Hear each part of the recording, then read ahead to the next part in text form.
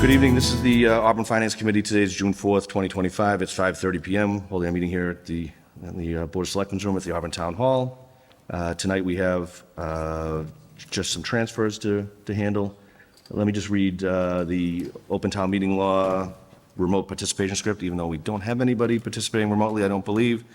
This open meeting of the Town of Auburn Finance Committee is being conducted both in person and remotely, consistent with Chapter 107 of the Acts of 2022.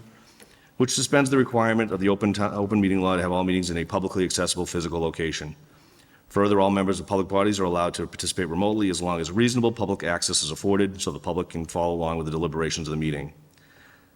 This code that I have here is the Select Board's code, so I'm not going to read off the code, but the public can join by going to global.gotomeeting.com/join, and the access code is 991-599-357. If they wish to call in, it is 1-786-535-3211 with that same access code of 991-599-357.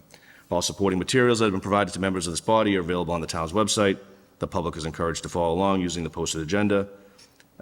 Please note that this meeting is also being recorded by Auburn Cable Television. All present this evening: Andrew Shar. Here. Stephen Consilio. George Graham. Here. Patrick. Here. Michael. Here. And I am here as well. It's been a long day. Okay. What's that? I am here as well. Oh, I'm sorry. And Danielle is here as well as our administrative assistant and guide through this process. We'll start with transfers. We're going to start with the library transfer. We have the director of the library here, Michael Zeller. This one is a request for departmental transfer. Mike, did you want to give us just a quick brief on what these involve, and then I'll read them off individually for... Sure. Yeah, absolutely. Thank you. And thank you for letting me go first so I can get to my trustee meeting. So just in quick summary, I mean, it's basically just moving some money around to get extra supplies for the building, but I'll take them one at a time. The first transfer is moving money from a position that was unfilled for a number of months to help us with our supplies. We've been really kind of scraping the bottom of the barrel of the supplies budget for the last few months, and it would be good to stock up a little bit before the next fiscal year. This would be like things like printer paper, supplies for processing new books and CDs and DVDs that we get into the library, just very kind of nuts and bolts stuff for the building.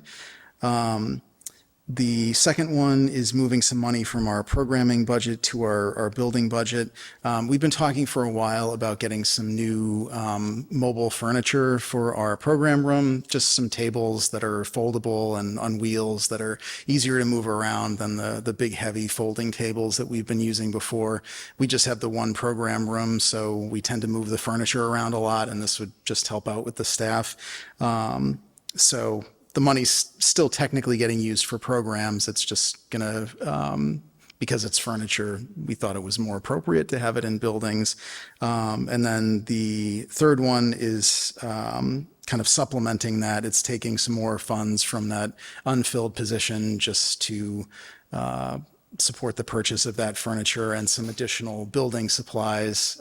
Similarly to our processing supplies and things, we've also been running low on stuff like toilet paper and soap for the bathrooms, cleaning products, mouse traps, that kind of stuff. So this would just help us stock back up a little bit so we're not kind of nickel and diming into the next fiscal year. Thank you. Any questions? My only question is, that unfilled position has like a pretty significant amount of money left in it. Like, do you need more this year? Would it be better to spend it in 2025 while we have extra money? And do you know what the budget looks like for next year? Yes, it probably would be good to move a little bit. I wasn't sure, this being new and kind of getting handed a budget partway through the year, and just not wanting to step on anybody's toes with anything. I tried to be a little conservative. If if the committee wanted to vote me some extra money, I mean, I'm sure we would stock up on supplies. It's not like that stuff won't get used at some point. Because, yeah, asking that question, I am a little concerned since I think we did just ask for basically the same amount for next year about something similar happening around the same time next year. I don't know what the process is. If we can you have to amend make a motion. can we amend a transfer request? We certainly could, I believe. I believe you'd make a motion to increase a line, we would vote on it, and then we would vote on the new line item, and that would be acceptable because we would be in the protocol of approving the transfer. I think my only concern would be unless you had a specific, like, quote, dollar amount, like you were holding off and you had another set of, some other furniture item that you knew was a $6,500 item, as opposed to just picking a number out of the air. We are going to have another meeting Yeah. before the end of the fiscal year. I don't, same concept. Yeah, this isn't to say we have to do it tonight, and mostly I just Yeah. mean, you know, it looks like even after this transfer, there'll be over $25,000 left in that empty position.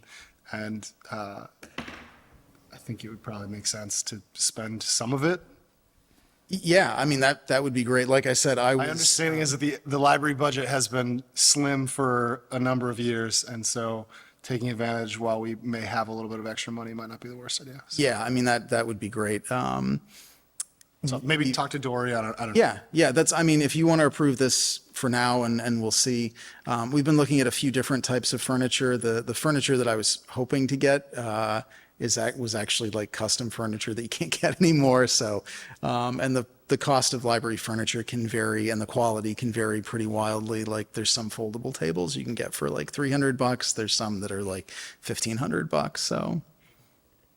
Certainly, I mean, that was just my thoughts. If anybody wanted to go forth, with a motion on that, or if we just want to wait and see. I wasn't sure if we were having another meeting. I mean, we always have one more before. Yeah, I think we're going to have one before the end just to Well, close we'll out. definitely have one between, I believe, July 1st and July 8th, because there'll be end-of-year transfers that we can't do anything until we close the fiscal year. So whether it's before or not, I don't know. But I also know that you probably don't want to make a purchase without having money, so, yeah.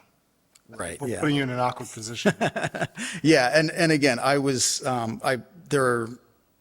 there are a number of personnel lines just because of turnover where there's excess in the budget.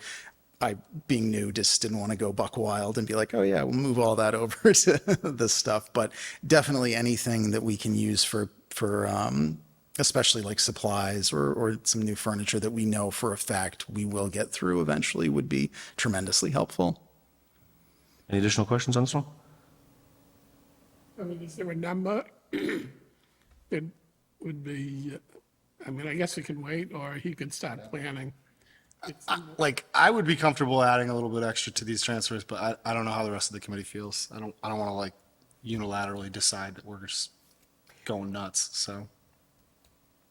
I would think it probably would be prudent if you had a list of priorities and then came back thinking, at what portion and having a clearer thought. I think if we, to go on your original thought, if we were to just pick a number, then, you might be $500 between your next item.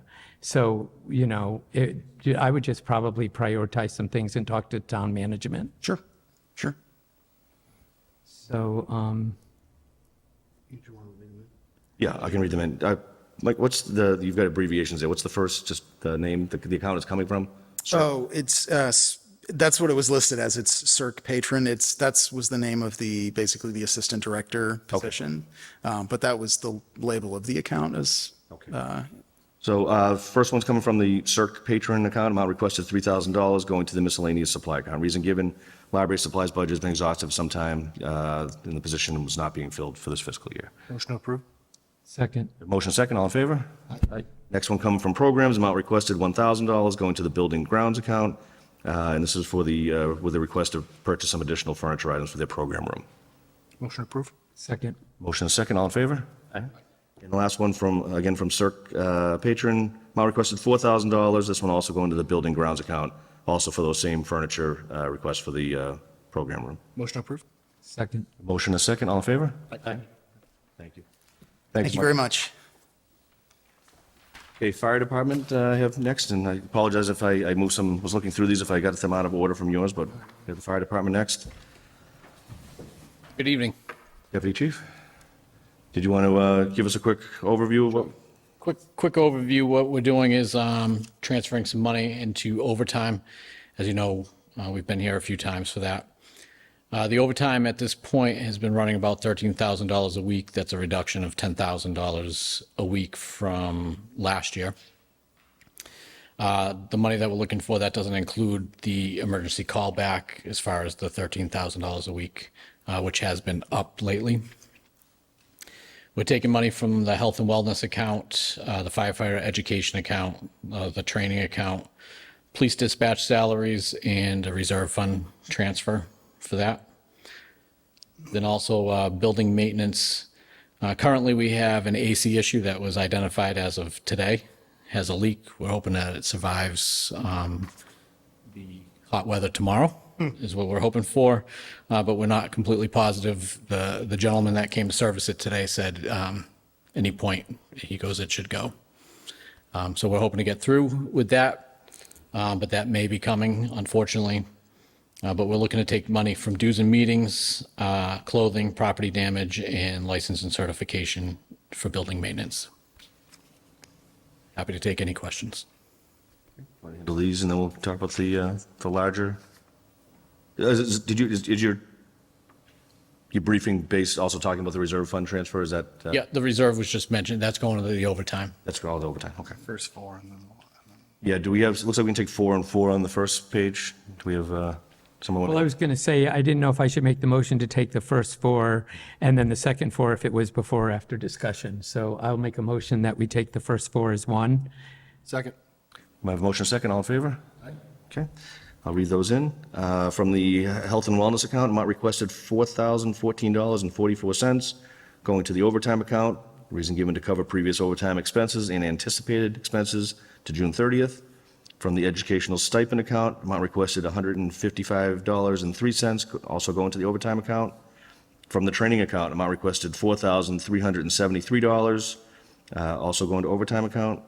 And from the police dispatch salaries account, amount requested $10,000, also going to overtime account. Any questions? Do we think this will get us through the year? That's our plan. That's what I like to hear. Any other questions? Motion to approve? Second. We have a motion and a second, all in favor? Thank you. And the next 4, we have we'll take those as one. Make a motion that we take transfers 5 through 8 as one. Second. We have a motion and a second, all in favor? Okay, I'll read these in. From the dues and meetings account, amount requested $5,400, going to the building maintenance account. Reason given to cover previous facilities-related bills and anticipated expenses to June 30th, 2025. Also, from the clothing account, amount requested $2,539, also going to building maintenance. From damage/personal property account, amount requested $150.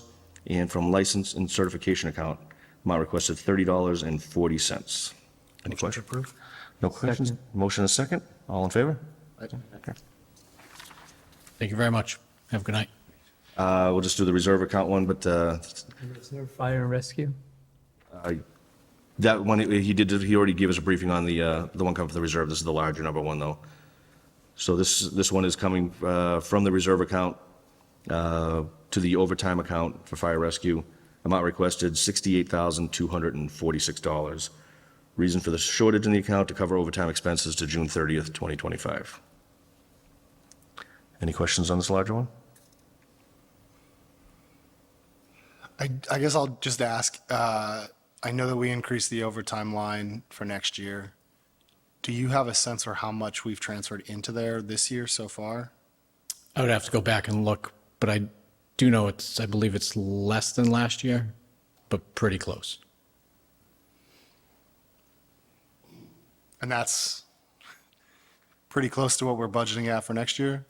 If we were to total it up? Next year, we're budgeting less than what we spent the years before. We're hoping with full staff, that we're going to be able More to than what make we it. budgeted previously, but less than what we've actually spent. Correct. In the hopes that we're course correcting. Correct. Any additional questions? Motion to approve? Second. I have a motion and a second. All in favor? Thank you. Chief. Next one's the police department.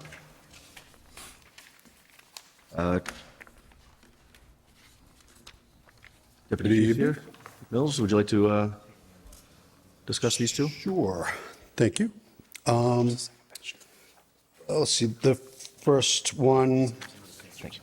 the transfer is for $3,000 from the miscellaneous services line that this in the public safety dispatch, going to our building and ground repair for an unanticipated HVAC repair and invoice.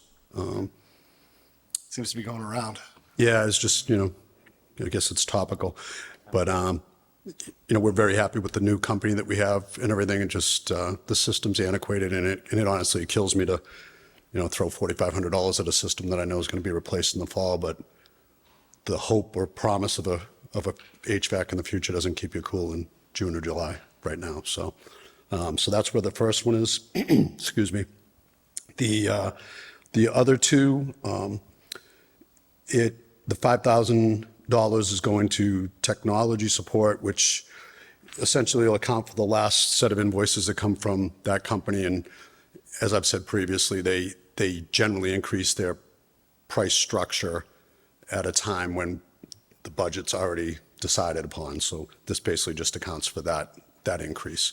And then the next one, taking the remaining money from the body camera storage line, and that money will be going to the training line to replenish the ammunition that was used both in spring qualifications, and we have 3 student officers that are in the academy, and they burn through a fair amount of ammunition, so we're just trying to replenish our stores.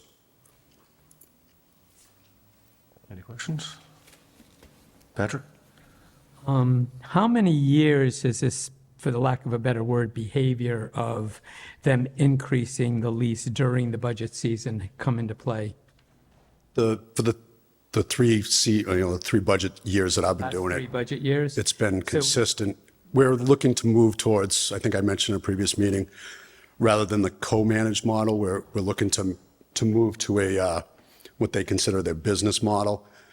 It's a little bit more expensive, but it's more predictable as far as on a monthly basis.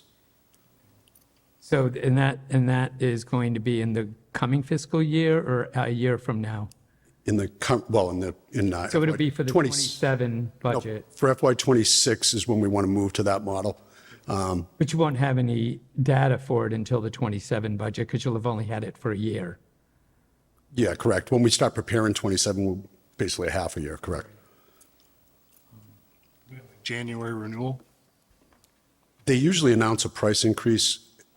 Knock on wood, they haven't emailed me anything yet, so as of right now, I think we're okay.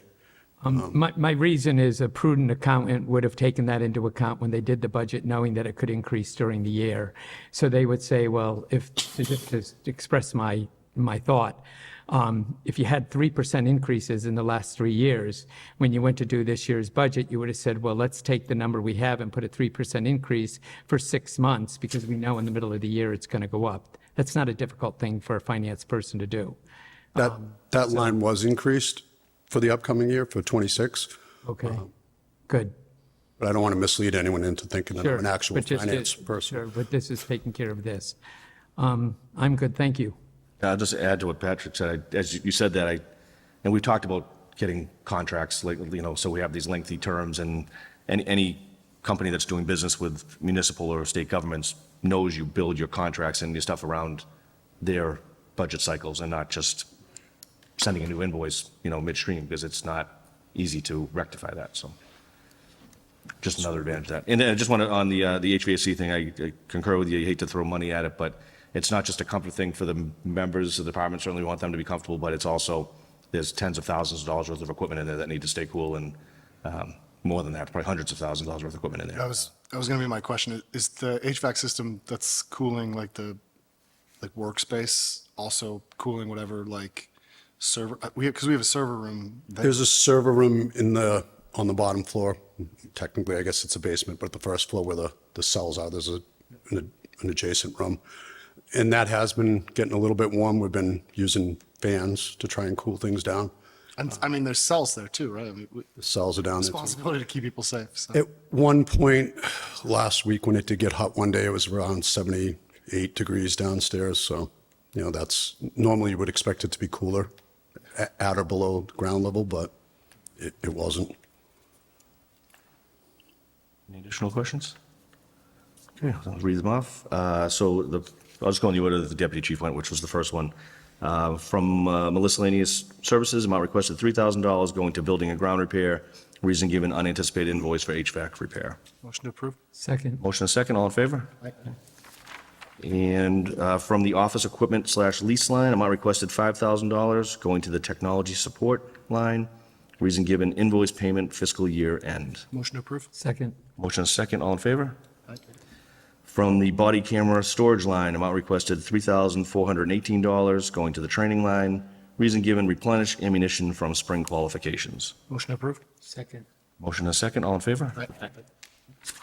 Thank you, sir. Thank you very much. Take care.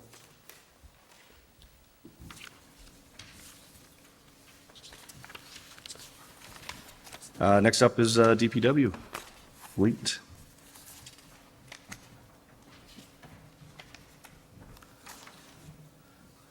Good evening. Good evening.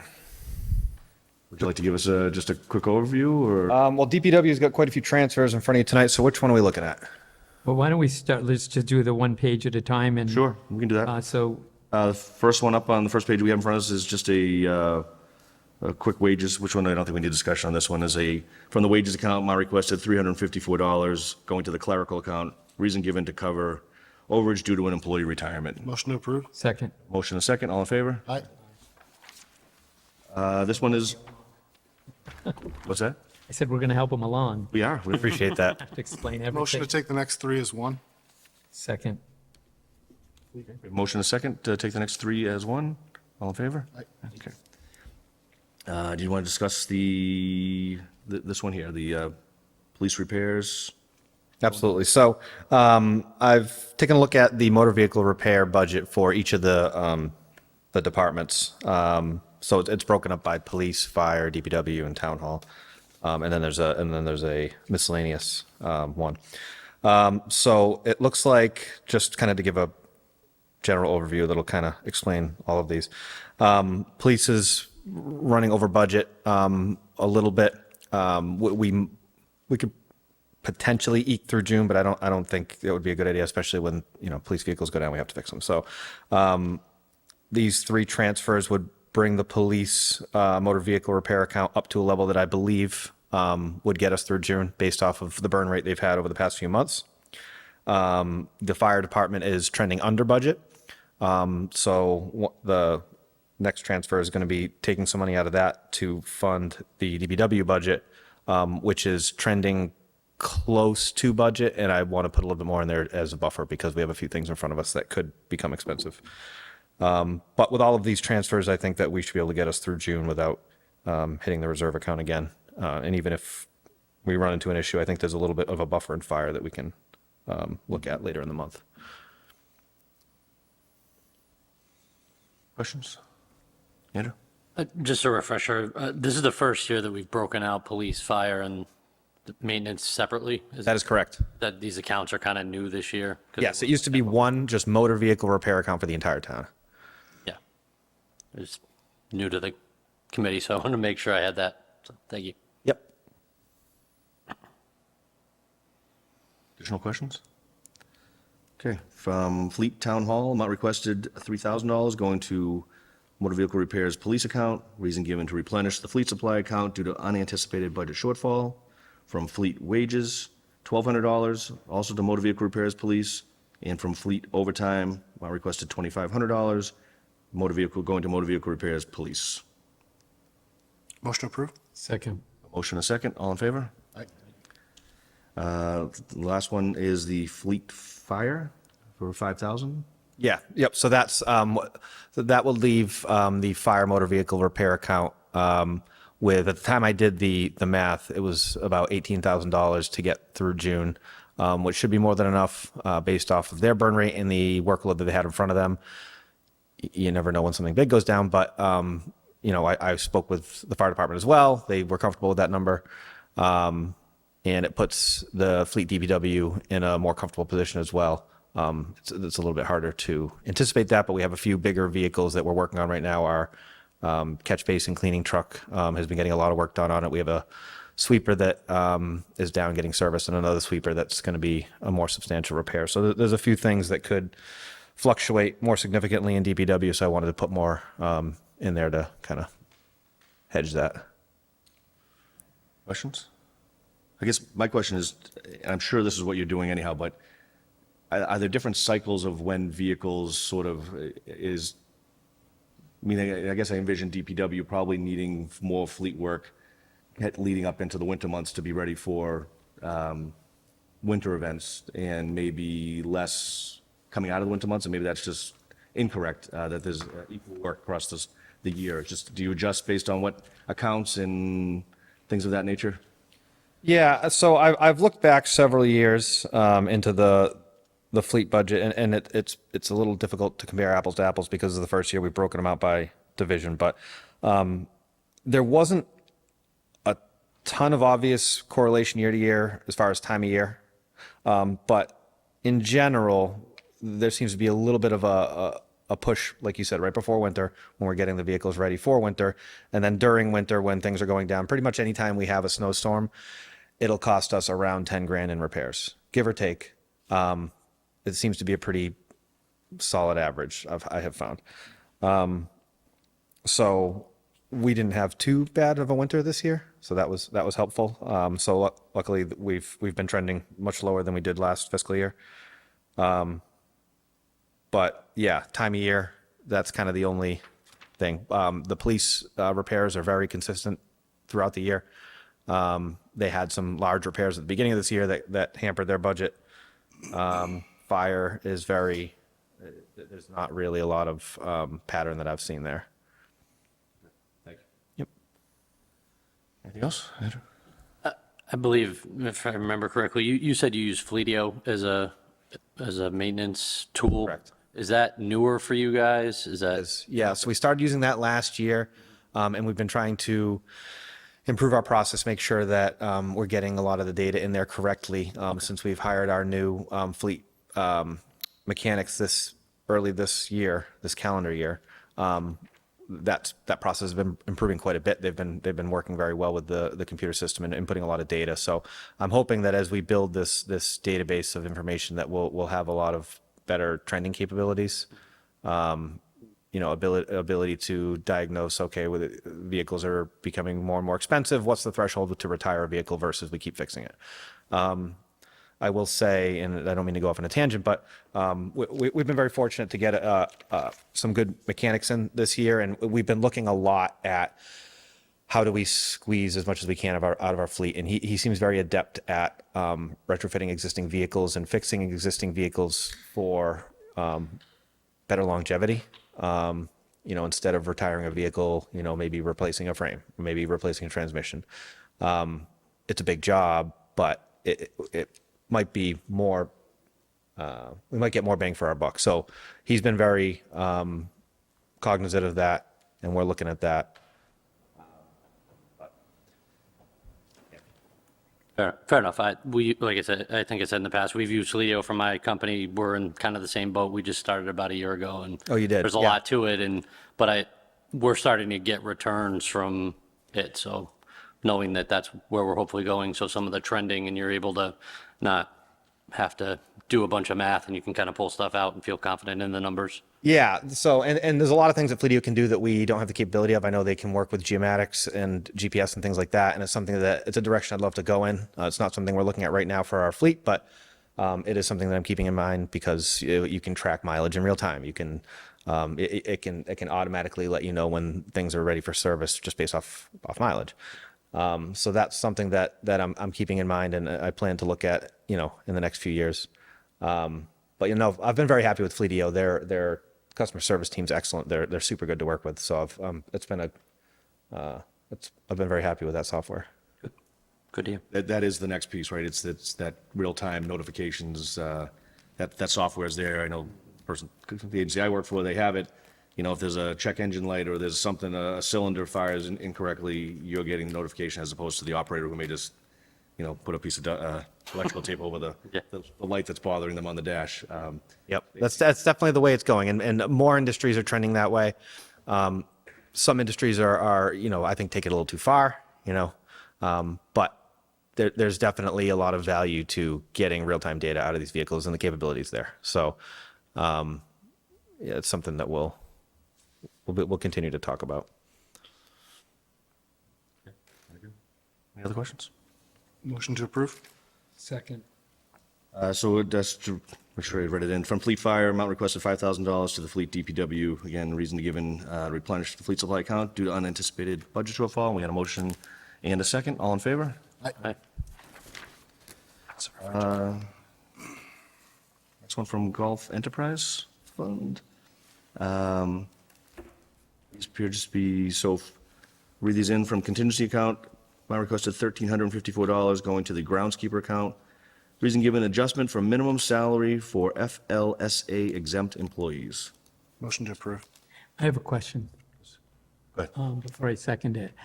I'm concerned that we have a transfer in front of us for FSLA or FLSA. So my concern is when we calculated the budget for the help that we needed, I assume they're FLSA eligible because they're FLSA exempt.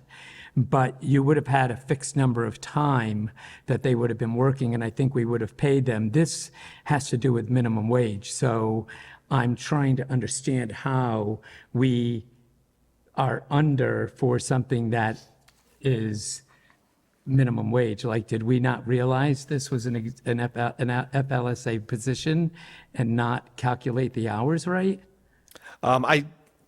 Sorry, but I can't tell you how this came about. All I can tell you is that I was told that this is because that there is a new minimum wage for salaried employees, and we had to meet that. I don't know if it is something that had to be retroactive or not. I apologize, but that's all the information I have on this.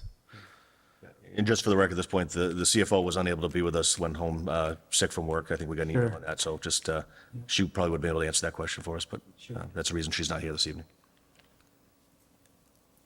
Did you, did that, Well, it does affect my vote, so I'm not going, we have a motion to approve, but I'm not going to second it. okay. So we have a motion to approve. And no additional questions, we have a motion to approve it. Okay, and a second. All in favor? Aye. And one against? And opposed, okay. And one against. This next one also from contingency account, amount requested $1,097 going to the club manager account. Same reason given, adjustment for minimum salary for FLSA exempt employees. Motion to approve? A motion and a second. All in favor? Aye. And opposed? And one opposed. Thank you. This one from DPW Highway Division. This is from the fuel account. Amount requested $750 going to miscellaneous, I think that's supposed to be supplies and not suppies. The miscellaneous supplies account. Reason given, transfer for unforeseen invoices. Yes, supplies. So there's no one thing here. There's a lot of little things. One of the thoughts is that because it was a little bit more of a warm winter, there was a lot more damage to some lawns. But there's a lot of little things that come out of this account: rakes, grass seed, things like that. Little kind of repair items that don't have their own sort of home in the budget. So no one thing, but the expectation is this will get us through the end of the year for that account. My question, we did pretty well with fuel this year? I mean, that's. Yeah, usually one that- apparently. This one and the next one are coming out of fuel, and I am told that we expect that the fuel budget will have what we need to get to the end of the year. Any questions? Motion to approve? Second. Motion and a second, all in favor? Aye. Next one, DPW Highway Division, also coming from the fuel account, amount requested $1,200, going to the protective clothing account. and the transfers for additional protective clothing. Motion to approve? Second. Motion and a second. All in favor? Aye. This one's coming from the sewer division. It's coming from the wages account.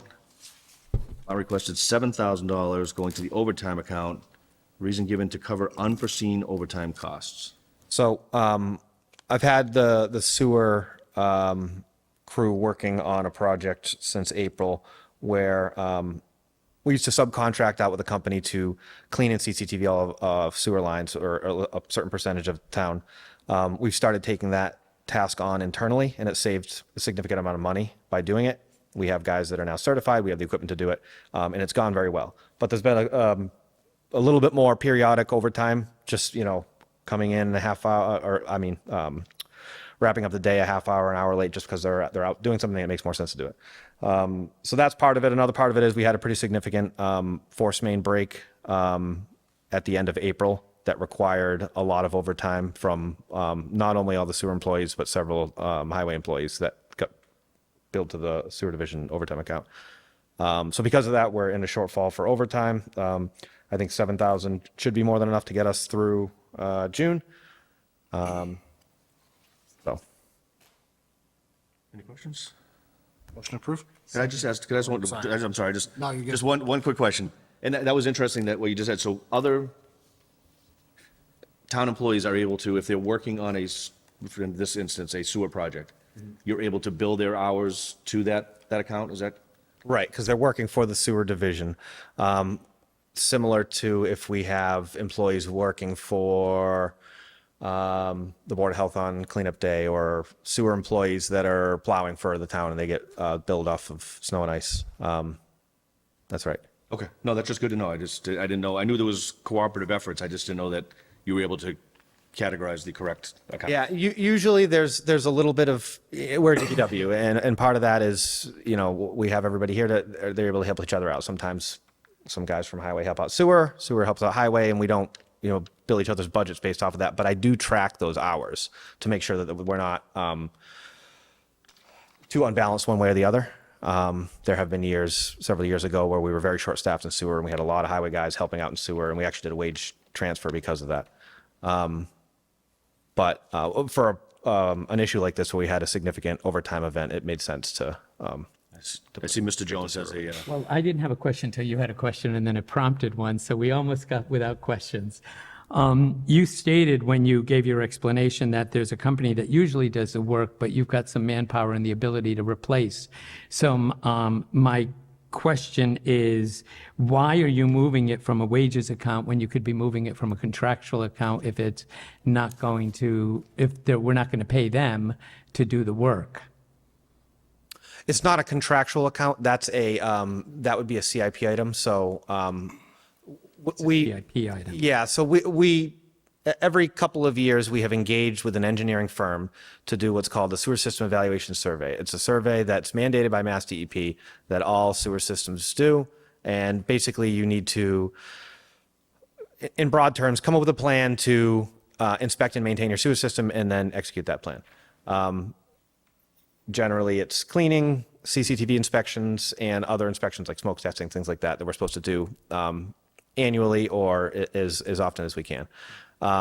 So, for example, in 2022, I think it was, we engaged with environmental partners, and they subcontracted to National Water Main the CCTV and cleaning portion of that work for $103,000, I believe, was that contract. Just the subcontract. The total contract was $312,000. So we are this year doing the second year of the SSES project, even though it's 3 years later. And I'm engaging with environmental partners, which has now been bought by a company called Apex. So now it's Apex. So we're working with a proposal, an agreement with them for that portion of the project, and we've saved a significant amount of money by doing it in-house. But it's a periodic You're contract. saving money on the CIP side, because at the end, you won't be Yes. spending it for the total. That was a great explanation. That's right. So I stay with my second. Great. I understand. Good. I have a generic question.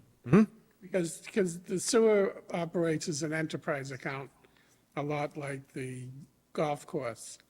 And based on the CIP and basic, you're carrying a certain amount of debt, which I don't think the golf course is carrying any debt. And so my question is more in terms of how do we, how does it get determined what we're charging? Because you have a fixed customer base, right? And, there's 5,000 houses, they're all getting charged $200 a year, whatever it is.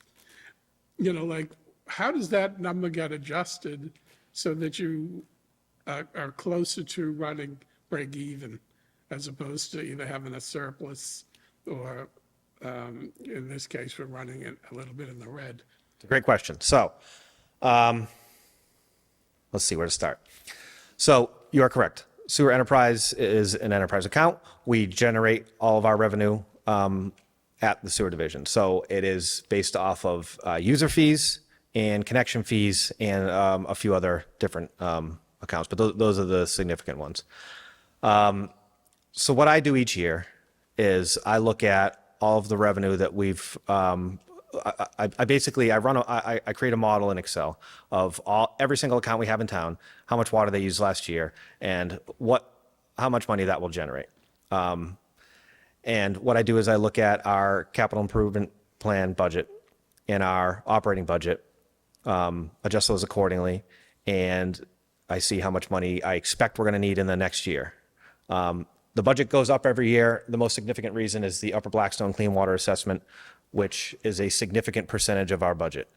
More than 50% of the budget is the Upper Blackstone Clean Water Assessment. I want to say don't have it in front of me because I wasn't prepared for that tonight, but $1.6 million, something like that a year. And just increasing by a few percent, now we have a $100,000 shortfall. So what I do is I run the model where if I tweak the base rate or if I tweak the variable rate, how much money might that generate? The problem is I'm using last year's water use. I have no idea what next year's water use is going to be. And if I could predict that, I'd work on Wall Street, but I can't. So we do our best effort to project what next year's revenue might be based off of raising the rates. And sometimes we hit that mark, sometimes we don't. But the goal is to be slightly, have a surplus because we need to maintain a retained earnings account in order to fund large capital projects. Right now we have a balance in that account of, and I don't know it right now off the top of my head, but I want to say it's in the range of $900,000. We'd like it to be more.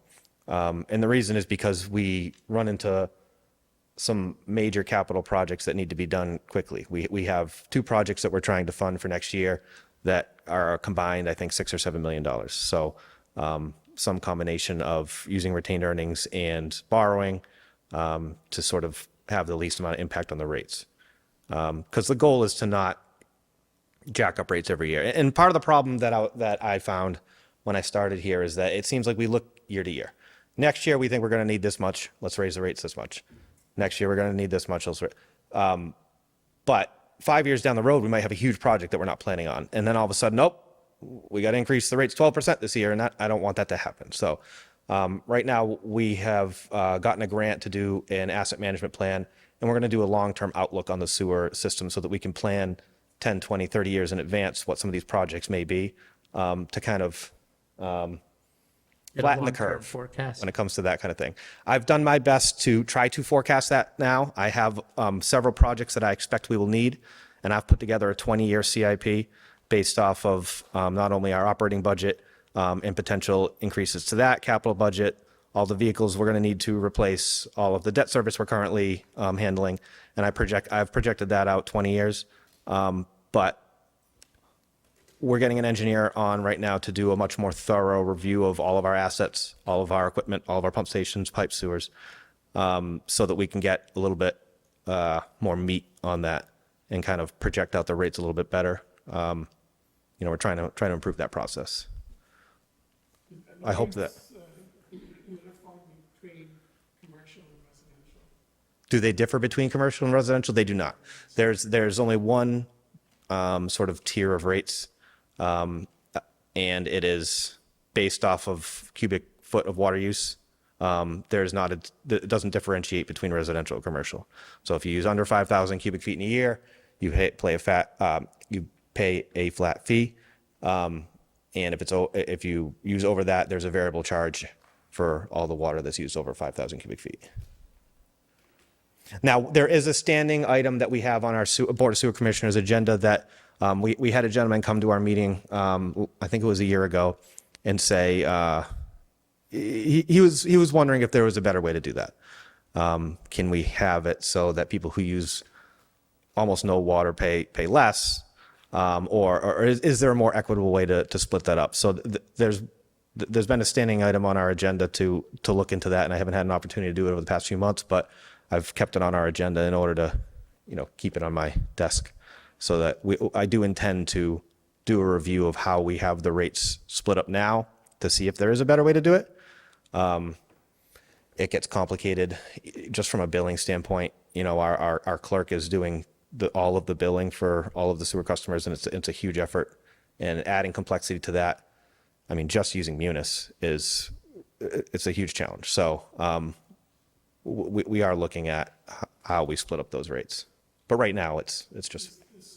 My understanding, which I may not be correct, my understanding is the water department has a flat billing rate. And so the sewer department is sort of mirroring that and giving everyone a flat billing rate. Like, whatever, 20,000 cubic feet, whatever the volume of water is. And so that basically translates to a very, it's a very stable water bill, and it's a very stable sewer bill for, 80% of everybody. Is that a fair description of how? So it's not really I guess I'm not sure what you mean by a flat rate. We do, for every cubic feet of water you use, we charge you, we assume that all the water you use goes into the sewer, unless you tell us otherwise. So if someone has a lot of irrigation on their lawn, they can install a deduct meter to meter the water that goes onto their lawn, and they can deduct that from their bill. But the sewer bill is based 100% on water use. The fees it's like I said, there's a base rate under a certain amount of water use, and then there's the variable rate, which is just a fixed number. But it's I think right now I don't want to say the wrong number. I think of the same way. You have a base rate. It may which is be. a certain volume of water, and if you use more water. Yeah. Then it's just a per cubic foot. Yeah. What happens with people that have, I don't know if many people do, but what happens to people who have their own well water? How do they get charged? Great question. So there's two ways they can get charged. One is if they have no meter on their well. We use Title V sewer estimates. So Title V says that for example, for a residential house, you need to design a septic system based off of 110 gallons per day per bedroom. We assume that that's what you're using because we have no other way to know what you're using. It is very conservative. And if people are getting billed like that, we recommend that they get a meter on their well so that they can meter their well usage, and then we can bill based off of their meter, which a lot of people do. Some people don't. But in general, and I'd say in most cases, if not all, your sewer bill goes down when you put a meter on your well.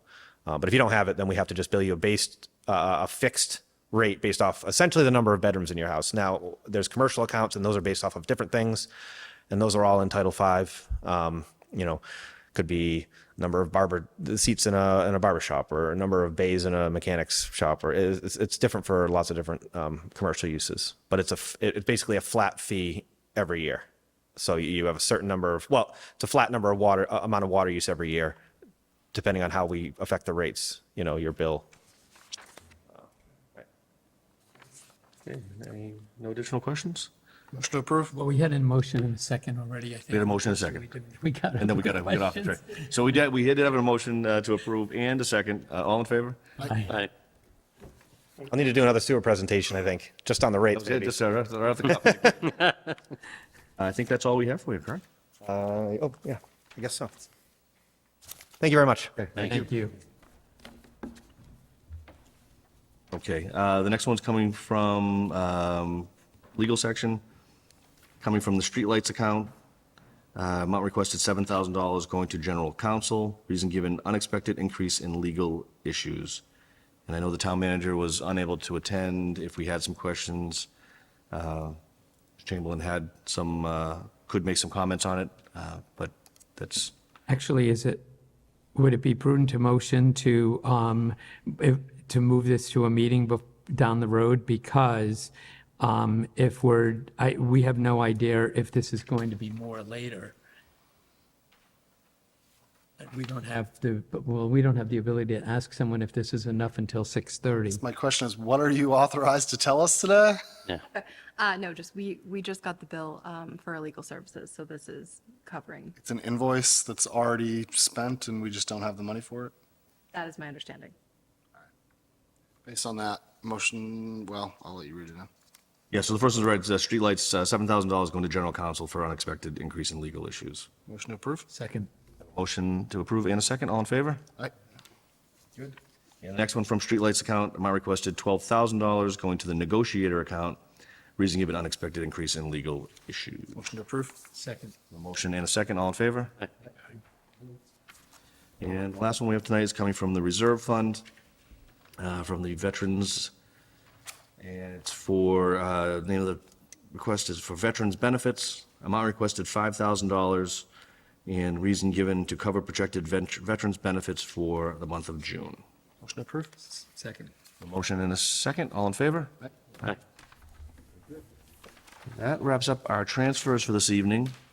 We had no transfers that were approved, that were the under 250s that were approved by the town accountant. We had some minutes that we received for the March 5th, 2025 meeting. If there's no questions on those, we shall consider those approved.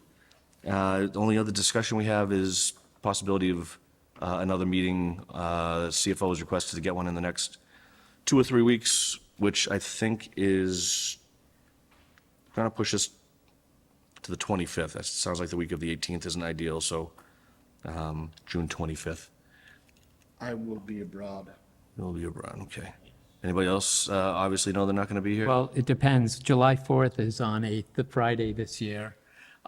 We wouldn't meet on the 1st, 2nd, or 3rd because it's it's so new right after the year-end close that I would think then we would then have to meet the week between the 7th and the 11th. So just keeping that in mind, I would be curious if we'd have to meet knowing we were coming right back again in the July. It just seems, I was sort of surprised that we were meeting tonight because we still had a couple of more weeks for transfers to get in. But what I like about meeting tonight was that we didn't have a huge stack. So, it's you get a huge stack and do it once, or you get 2 small stacks. So I'm open for meeting again in June, but I just want to mention as a person who's been on the board for a while and in the past that there's a 90% chance we're going to be meeting in the first week of July.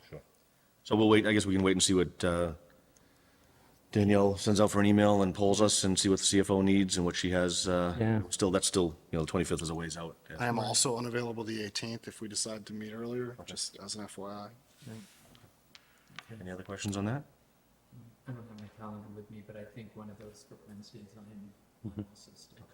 I'm As we get into these meetings with, time and vacation, I've asked Danielle to make sure she's polling to ensure that if we do schedule a meeting, that we do have a quorum, that, we don't just arrive and realize only 2 of us were. Just gets tighter during these months, so to ensure we manage that time well, she'll be polling and just, please reply back whether you're going to be in attendance or unable to make it, so. No other questions? If, I'll take a Motion to adjourn. Second. motion to adjourn in a second. All in favor? Aye. You're adjourned. Thank you.